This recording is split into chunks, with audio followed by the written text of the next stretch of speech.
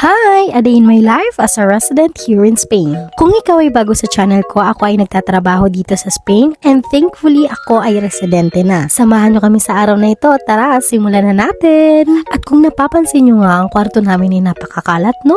Pero makalat talaga yan siya everyday. Pero mas makalat today kasi nga uuwi yung cousin ko and kailangan niya talagang magpakday ng mga gamit niya, kung hindi malulupa yan dito sa kwarto namin, no? Dahil na busy nga talaga kami, wala talaga kaming idea at nakalimutan talaga namin magsaing. So, naisipan ko magsaing na muna at naubusan na rin kami ng white rice. Buti na lang at may stock pa ako ng brown rice. At hindi ko na nga kinaya yung gutom, buti na lang at may chocolate pa dito sa bahay namin. Kinain ko nga ito at buti na lang talaga hindi siya sobrang tamis kasi nga ito ay dark chocolate. At nasa labas na nga kami ng pinsan ko para bumili ng pampasalubong pauwing Pilipinas. Sobrang excited nga siya dahil 3 taon yung hinintay niya, higit pa.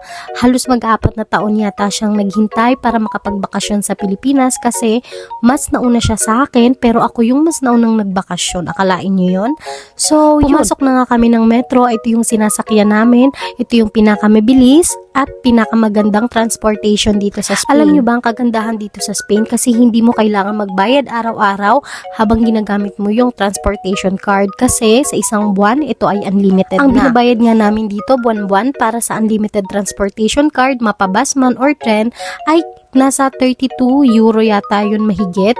So, yun yung ginagamit namin. Pero dati, nung bago pa lang ako dito sa Spain, dahil may discount ang mga 25 years old and below, yun po ay para sa mga hoven o tinatawag ng mga young person na nakatira dito sa Spain. Anyway, nakapasok na nga kami dito sa Primor. Ito ang pinakamurang nabibilhan dito sa Spain. Mapapabango man, make-up, o kung ano-ano pa man nakakailanganin ng katawan mo. At kung i-compare sa ibang store, mas mura nga ditong bilhin ang mga mamahaling pabango, katulad ng mga Dior, Chanel, Armani. Kaya dito talaga kami bumibili. At salamat naman at meron na silang mga Korean skincare na ibinibenta. At dahil wala pa naman kaming budget para bumili sa mga ganyang bagay, ay pumunta na nga kaming itaas para bumili ng mga afford namin, no? So, naghanap-hanap kami ng mga pampasalubong and magaganda naman dito yung quality ng mga items nila and talaga namang napakamura. At umakyat na nga kami sa mga oras na to and thankfully madami silang sales ngayon at ang presyo lang nila ay nasa 1 euro to 2 euro and siguro ko nasa 4 euro na siya. So itong 1 euro dito sa Spain, ito ay napakamura na. At kung i-convert naman natin ito into peso, ito ay nagkakahalaga ng 1 euro to 70 to 71 pesos.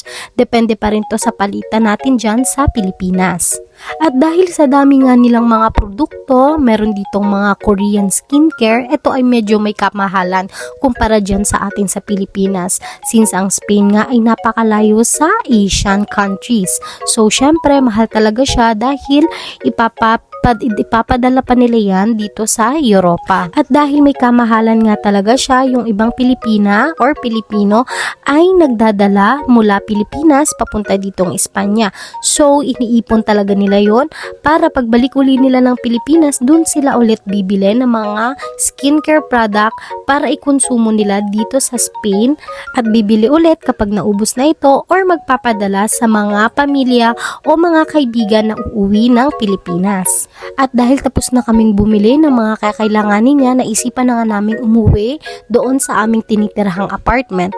Pero naalala namin, wala pala kaming uulamin dahil 3 araw kami nag-day off, sunod-sunod yon simula Biyernes, Sabado at Linggo. Isa nga dito ang pinakamaganda dito sa Spain dahil madami talaga silang mga holidays. So madami ang mga araw na walang trabaho, especially ang mga nagtatrabaho sa mga bahay. At pumasok na nga kami dito sa isang Filipino store pero iba ang may-ari. Imagine, mga Pilipino ang tinitinda nila, Filipino ang target market nila, pero ibang lahi ang nagmamay-ari ng shop na to. At sinilip ko na nga din tong bibingka pero okay din naman yung presyo pero sinilip ko lang, binalik ko lang ulit. At napansin ko nga dito may dahon ng saluyot na nagkakahalaga ng 139 pesos dyan sa Pilipinas at itong dahon ng ampalaya naman ay nagkakahalaga ng halos 175 pesos yung isang pack. Imagine, ang mahal. Pero okay lang yun kasi from Philippines naman para siya. Malaman ng iba na inaangkat nila yan sa Pilipinas at pinapadala dito sa Spain. So mahal din talaga yung pagpapadala dito sa Spain kaya sinusulit din nila at may nakita din dito. At kung nakikita nyo, ito ay ang tuyong pusit na nagkakahalaga ng halos 400 pesos ang 100 grams. At dahil nga may kamahalan talaga dito sa Spain ang mga tuyong pagkain tulad ng mga tuyong isda, tuyong pusit, kaya ang ginagawa talaga kapag nauwi ng Pilipinas at pabalik na ng Spain, talagang iniimbak talaga nila yung mga tuyo at inilalagay sa mga freezer para kung sakaling mag-crave ulit sila ay may mahuhugot silang tuyo. At napansin ko nga itong lemongrass na ginagamit natin dyan sa Pilipinas, pampalasa ng mga ulam natin, na ang presyo dito ay nasa 203 pesos kung i-convert natin into 70 pesos ang per 1 euro. So talagang napapakinabangan siya dito sa ibang bansa. And pumunta na rin kami dito sa bilihan ng mga gulay, mga prutas, at bilib talaga ako dito sa mga tindero, mga business owner kasi talagang pinaprioritize nila yung mga pagkain Pilipino. Kasi alam nila na mahilig bumili ang mga Pilipino ng mga gulay at dun sila malakas kumita. Sa tingin nyo ba, mas mura ang bentahan dito kumpara dyan sa Pilipinas? Pwede mo itong sagutin sa comment at ikukumpara natin kung mas mahal ba o mas mura dyan sa atin sa Pilipinas. At kung gusto mo mga gantong content, malaman ang buhay namin dito sa Spanya, mag-follow ka na, i-share mo na din to at mag-like ka na rin. Samahan nyo kami sa next video namin, ipapakita ko sa inyo ang Mala Divisoria dito sa Spanya. Bye!